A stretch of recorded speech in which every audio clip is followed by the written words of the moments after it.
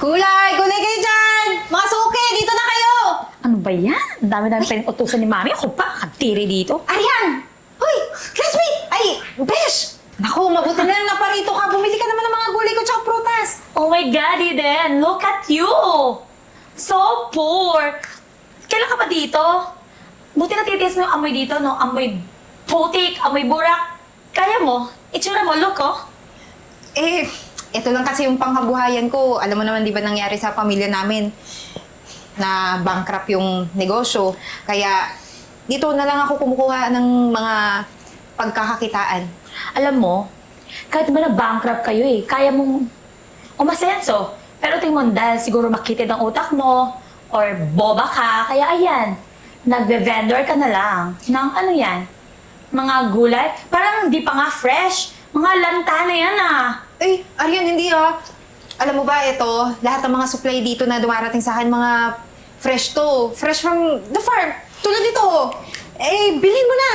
Malamang, paninda mo yan, kaya sasabihin mo fresh yan. Pero sa totoo lang, wala, ano na yan, lamog-lamog na yan. Kaya feeling ko walang nabili, kasi tignan mo, oh, yung kakain yan, magkakasakit pa. Hindi naman sa ganun, Arian. Hindi naman ako magbibenta ng... Talagang magdadahilan ka pa? Huwag ka na magdahilan. Eh, sige, pero alam mo, natutuwa ako na makita kita ulit. Simula kasi nung lumubog yung negosyo ng pamilya ko, hindi ka na nagpakita. Tingin mo, papakita ko, ayoko magkaroon ng, alam mo na, colleague na mahirap, gaya mo. Mahirap. Mamamatay ka na lang na mahirap. Mas mahirap pa pa sa daga feeling ko eh, kasi tingin mo, natitiis mo yung amoy dito sa palengke. Oh my God, subaho talaga. Kung di lang talaga ako natasan ng mami ko, hindi ako pupunta rito eh. Kaya oh. Patingin nga ako ng, ano yan, green apple na yan? Ay, oo. Malutong ba yan? Oo naman. Siguraduhin mo lang ha. Diyos ko po! Itsura pa lang! Hindi papasa. Hoy! Arian naman. Pag ito nalamog, eh, nalugi din ako sa negosyo ko. Wala akong pakialam kung malugi ka. Basta nga ako, baho mo eh.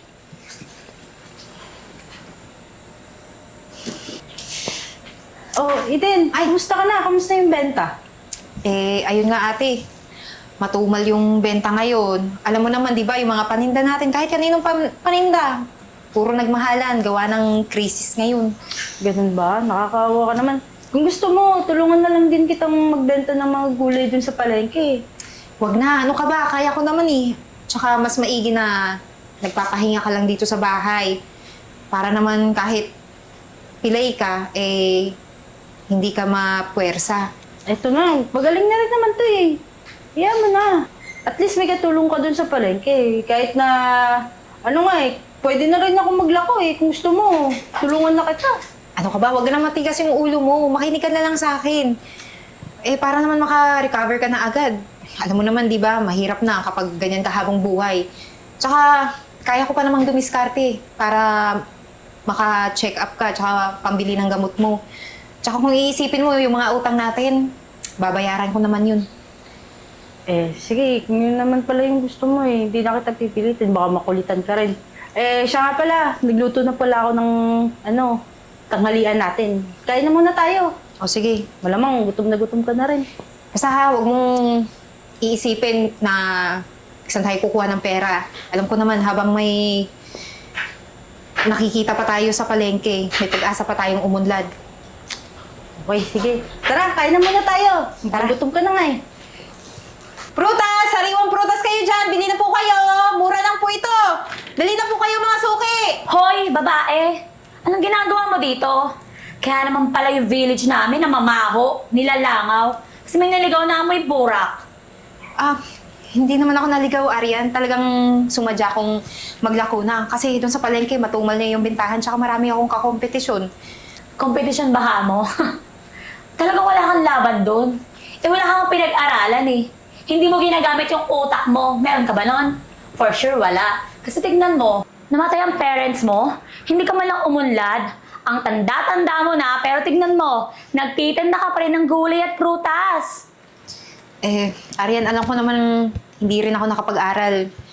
Simula nung bumagsak yung negosyo ng pamilya ko. Tapos nawala pa sila. Pero kahit papaano, sinisiguro ko na pag-uwi sa amin may nabibenta ko kahit para panggamot na lang ng kapatid ko. Ano? Gamot? Sa kapatid mo? Dapat yung ganyan, hindi mo na binibila ng gamot. Hayaan mo na lang mamatay. Kasi pabigat siya. Di ba kung wala kang kapatid na pabigat, edi sana ang bagaan ng buhay mo, maalwan, wala kang problema, sarili mo lang iniisip mo. Yung kaso, ayan, may mabigat. So ayan, tingin mo, mahirap ka. Mahirap ka talaga sa daga. Arian, Ay. alam mo ba yung mga sinasabi mo? Oo, alam ko. Mukha ba akong tanga? Kapatid ko yun. Pamilya ko yun. Kadugo ko yun. Yan ba yung gagawin mo din kung may pamilya kang ganyan? Ipabigat, di ba? Dapat yung pinagdarasal mo kay Lord, kunin mo na yung kapatid ko para mabawasan na yung hirap ko. Tsaka, tulong mo na rin sa kanya para mabawasan ng hirap niya, di ba? Ano siya ulit? Lumpo? Kasi sa car accident na namatay yung parents niyo? O dapat sumama na rin siya sa magulang niyo, no? Alam mo, Arian, tama na. Masyado mo nang minamaliit yung pamilya ko. Ay, minamalit ko ba? Oh my God! Maliit naman talaga yung pamilya niyo. Masakit ba marinig yung katotohanan na mahirap kayo? Na ganyan ka na lang habang buhay? Pasensya ka na, Arian, ah. Pero, alam mo, hindi ko na kaya yung mga pinagsasabi mo sa akin. Bakit ba nagbago ka, ha? Simula nung nalaman mo na bumagsak yung negosyo ng pamilya ko, mahirap na kami. Ganyan na ba yung tingin mo sa akin? Bakit? May ambag ba kung kaibigan pa rin kita hanggang ngayon? Wala! Masisira yung image ko kasi may kaibigan akong kagaya mo. Ang may putik! Ba yan? May langaw! Shit! Mabaho kasi dito eh. Arian, Amy, parang narinig ko yung mga pinagsasasabi mo dun sa... Oh, sige din yung kataldalan mo ah. Eh di ba, best friend mo yan? ma, wala akong best friend na mahirap. Oh, di ba magkaibigan kayo? Alam mo, Eden, namimiss ko yung pagpasyal mo sa bahay. Yung nagkwekwentuhan kayo hanggang gabi. Ma, papapasyalin mo yun sa bahay? Tingnan mo ngayon, nahabol ako ng langaw dahil sa kanya, ang baho niya. Grabe ka naman, Arian. Pasensya na po, Tita Gina, ha? Hindi na po ako nakapasyal sa inyo. Gawa ng mas busy po ako na naghahanap buhay para sa kapatid ko. Ganun ba? Bakit naman parang minamaliit mo siya eh kung nagtitinda lang naman siya oh. Ma, naalibadbaran ako sa kanya. Makita ko lang yung pagmumukha niyan. Alam mo, mama, bata-bata ako pa pero na high blood ako. Sa kanya sa mata eh. Alam mo, mas nakakaalibad-bad yung ugali mo. Masama sa itsura yung mga pinagagagawa mo. Walang masama sa ginagawa niya. Nagtitinda, binubuhay niya yung pamilya niya. Sa pawis niya. Walang problema doon. Ma, talaga ba, ma? Kakampihan mo yan kasi sarilong anak? Hoy, ma, tayo na magkamukha dito. Kasi mali naman yung pag-uugaling pinapakita mo. Kung mabuti ba, hindi naman kita sasawayin. Mali. Mali, anak. Magsama ka kayong dalawa! Sakit yung sa bata! Eden, pasensya ka na sa inasal ng anak ko, ha? Okay lang po yun. Naiintindihan ko naman po na ayaw niyo magkaroon ng mahirap na kaibigan. Baka kasi masira yung imahe niya.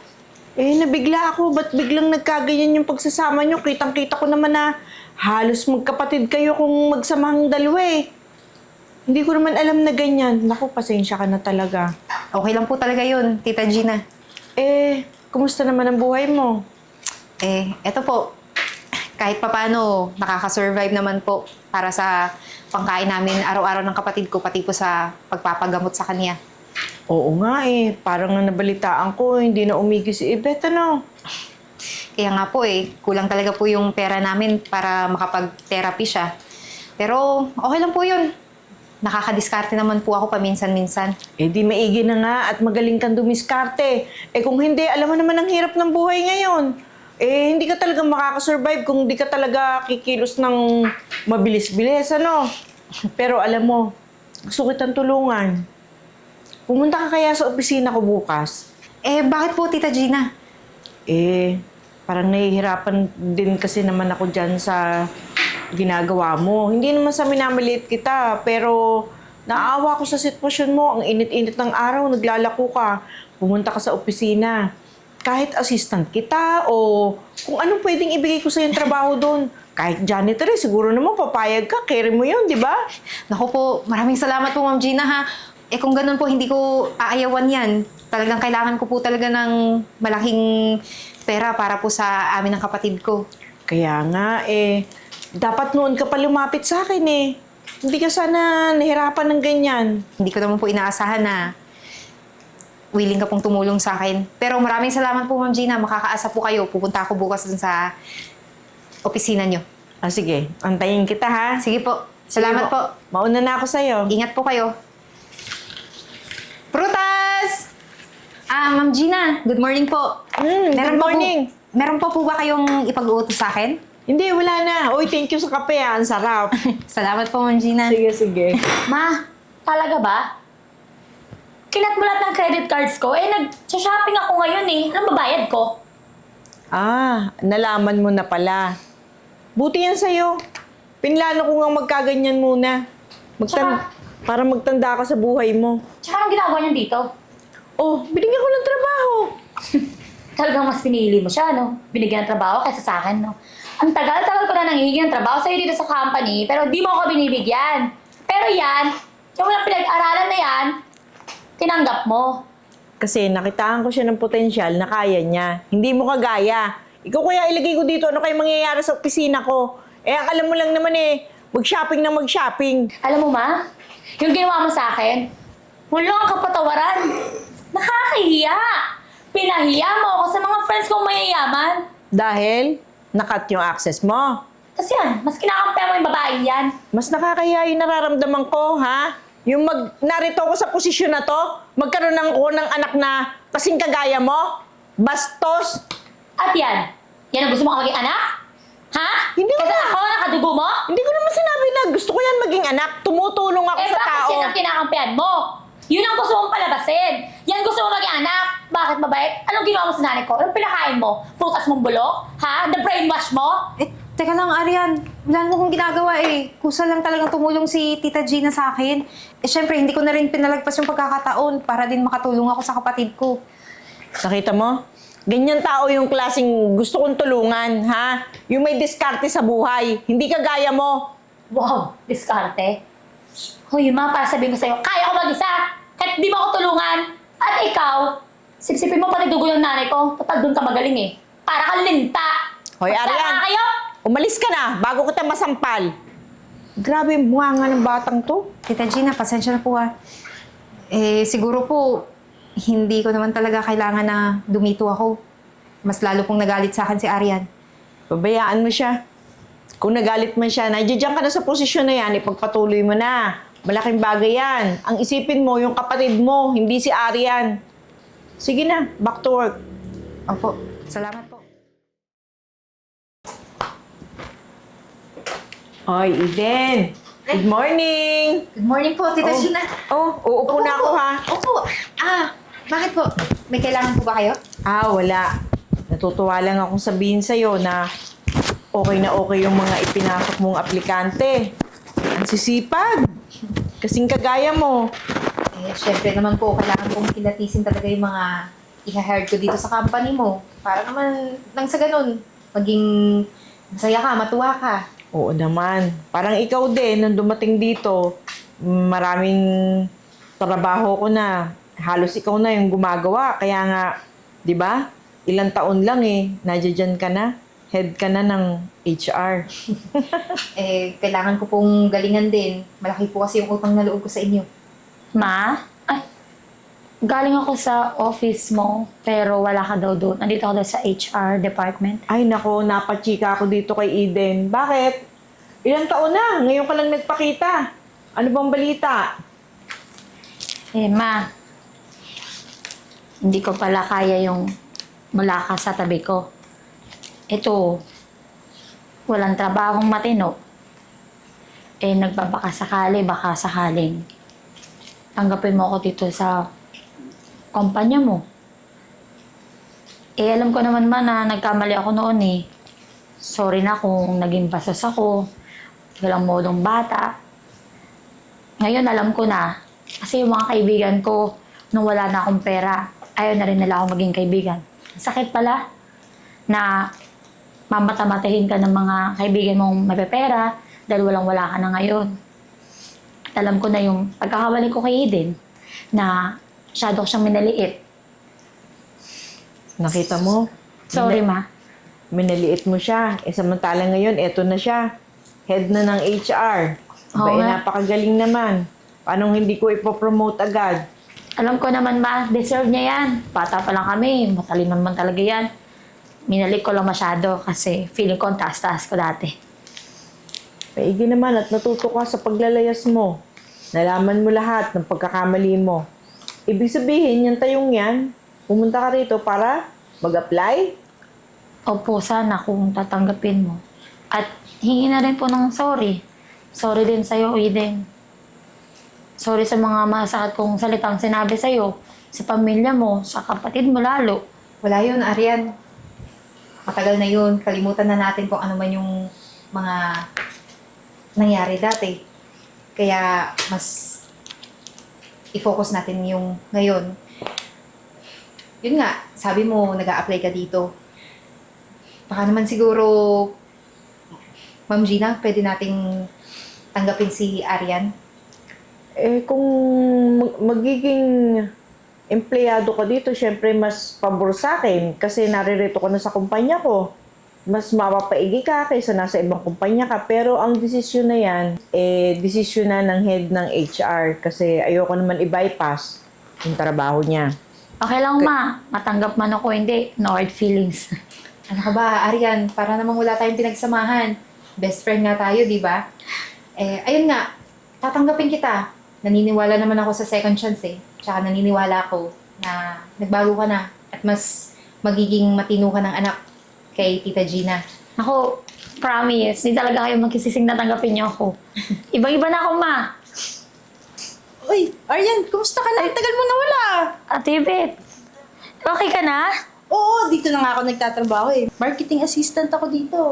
Hinard ako ni Ma'am Gina eh. Oo, ang galing naman. Alam mo ba, yung kapatid ko, tsaka ito si Ma'am Gina, hindi to natigil sa pag-aalala sa'yo. Simula nung nawala ka, matagal-tagal din yun. Yun nga eh.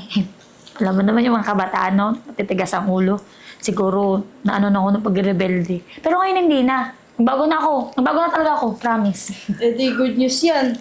Pa, hindi dahil sa mami mo. Tingnan mo ako ngayon, hindi ako makapagtrabaho ng ganito. Gumaling na rin ako dahil sa tulong ng mami mo at ng kapatid ko na rin.